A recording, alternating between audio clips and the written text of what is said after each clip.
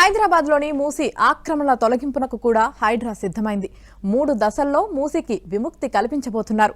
ముందుగా నది గర్భంలోని నిర్మాణాలను తొలగించనున్నారు. తర్వాత ఎఫ్టీఎల్ బఫర్ జోన్లో ఉన్న నిర్మాణాలను కూల్చివేసేందుకు ప్రణాళిక రూపొందించారు. నిర్వాసితులకు డబుల్ బెడ్రూమ్ ఇల్లు ఇవ్వాలని ప్రభుత్వం భావిస్తోంది.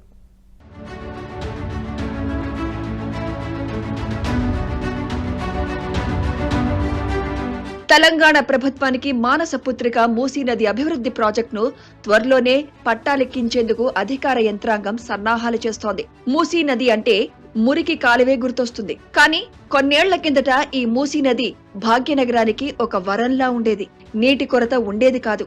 స్వచ్ఛమైన మంచినీరు ఆ నదిలో లభించేది. ఇప్పుడు ఆ నది చుట్టూ ఆక్రమణలే. అయితే మూసీ అభివృద్ధి ప్రాజెక్ట్ పనులు ప్రారంభమవ్వాలంటే ముందుగా ఆక్రమణలన్నీ తొలగించాలని ప్రభుత్వం నిర్ణయించింది.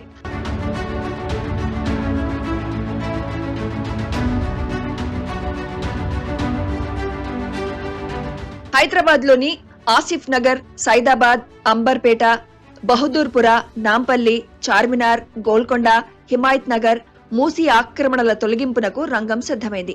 3 విడతలుగా మూసీ అక్రమ నిర్మాణాలను కూల్చివేయాలని నిర్ణయించారు. మొదటి దశలో నది గర్భంలో నిర్మించిన భవనాలను తొలగిస్తారు. 2వ దశలో ఎఫ్టీఎల్లో ఉన్న వాటిని, 3వ దశలో బఫర్ జోన్ లో ఉన్న నిర్మాణాలను కూల్చివేసేందుకు ప్రణాళిక రూపొందించారు. ప్రైవేట్ స్థలాలను భూసేకరణ ద్వారా తీసుకోవాలని అధికారులు భావిస్తున్నారు.